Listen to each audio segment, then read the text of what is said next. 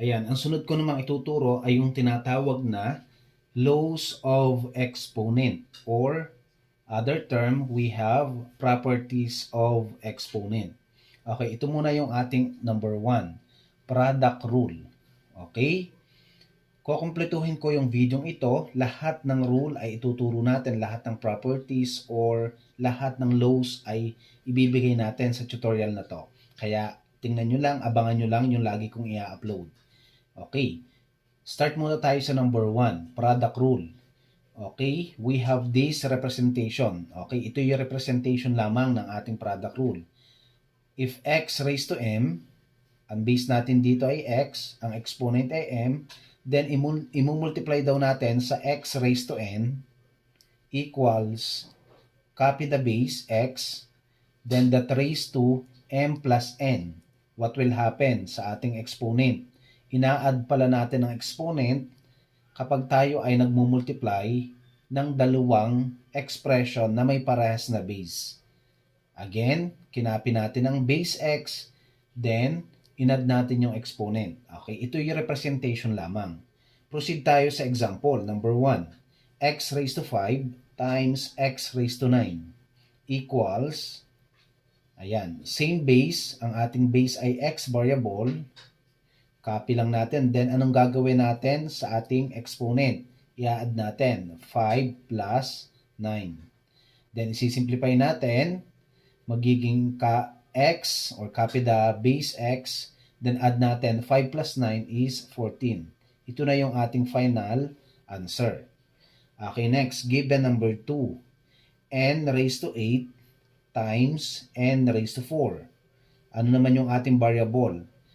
Ang variable ay kung ano yung letter na given, yun yung tinatawag na variable. Variable n, then what will happen to our exponent? Add 8 plus 4. Okay, then it is equal to, copy n, base n, then simplify. 8 plus 4 is 12. Therefore, the final answer here is n raised to 12.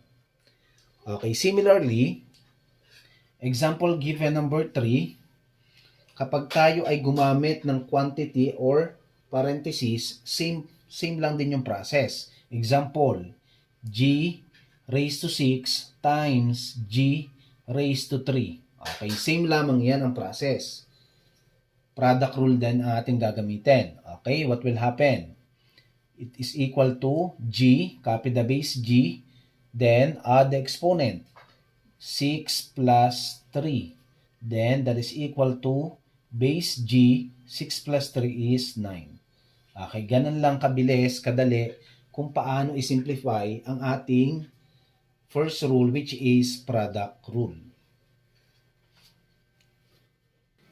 Okay, ito naman yung ating second property of exponent or second law of exponent, quotient rule. Okay, sa quotient rule, ito yung ating representation. If x raised to m divided by x raised to n equals, okay, since as we can see, ang ating base ay parehas lang, kinopya natin yung base x. Then, what will happen to our exponent? Yung m at saka n, ang ating exponent, susubtrakin pala yon. Okay, yung nasa taas, minus yung nasa baba. So, ibig sabihin, m minus n. Ito yung ating representation. Next, proceed tayo sa examples. Okay, number 1, x raised to 5 over x squared. Okay, anong ating base variable? X. Then, we have 5 minus 2.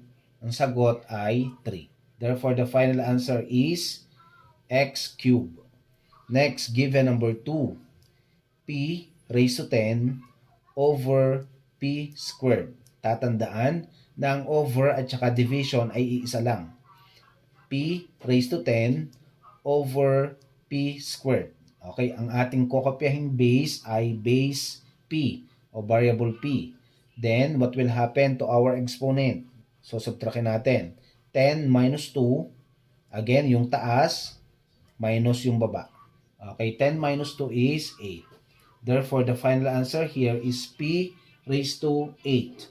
Next, given number 3, g raised to 8 divided by g cubed. Okay, equals, kokopyahan uli natin ang g variable, ito yung base natin, then subtract the exponent. 8 minus 3 is 5. Therefore, the final answer here is g raised to 5. Next, given number 4, s raised to 12 over s squared. Ang variable natin ditong base ay s. Then, subtractin uli natin. 12 minus 2. 12 minus 2 is 10. Therefore, the final answer here is s raised to 10. Okay, now, sa given number 5, r raised to 9 divided by or over r cubed. Sagutan nyo naman, pakilagay ang sagot sa comment section. Now, this is our third property of exponent or laws of exponent. Okay, that is what we called as the power rule. Okay, this is the representation, the quantity of x raised to m that also raised to n power. What are going to do? You're going to copy the base x, then multiply the two exponents, the inside and the outside. You have to multiply it. M times n is mn. Okay? Shout out nga pala sa ating parent, viewers, audience. Nag-request sila na talagang gusto yung Tagalog ang explanation ni Sir Ace. Okay? Salamat sa appreciation. Sige, tatagalogin talaga natin para mas maunawaan ng ating Filipino audience and students. Okay, number 1. If we have the quantity of x raised to 5 that also raised to 2, okay, kopyahin lang natin yung base x. Then multiply lang natin yung dalawang exponent sa taas. 5 times 2 is 10. Okay, therefore, ito na yung final answer. X raised to 10. Proceed tayo sa given number 2. The quantity of x cubed, y raised to 8, z squared that also raised to 5. Okay, meron pa tayong outside exponent na 5. Okay, anong gagawin din eh? Ang gagawin lang natin, i-distribute lang natin yung exponent sa labas na 5 by multiplying it. Okay, 5 times 3, copy the base x. Then 5 times 3 is 15. Copy y, base y. 8 times 5 is 40. Then z variable, z base, 2 times 5 is 10. Therefore, ito na yung ating final answer. X raised to 15, y raised to 40, z raised to 10. Okay, now as we can see, ang tanong, Sir Ace, ito ba ay isi-simplify pa natin? Hindi na siya pwedeng masimplify. Bakit? Kasi magkakaiba sila ng variable. Kailan lang tayo nag-a-add ng exponent kapag same ang variable. Next, proceed tayo sa given number 3. The quantity of r raised to 5, s squared that also raised to 6 power. Okay, kopyahin lang natin ang base r, then 6 times 5, 30. Then the variable base s, meron tayong exponent na 2, 2 times 6 is 12. Therefore, the final answer is r raised to 30, s raised to 12. Okay, sa number 4, ang ating given, the quantity of p squared times q to the 4th that also raised to 10 power. Okay, pakilagay naman ang sagot. Sagutan nyo ang given number 4, pakilagay na lang po sa comment section ng ating video. Thank you po.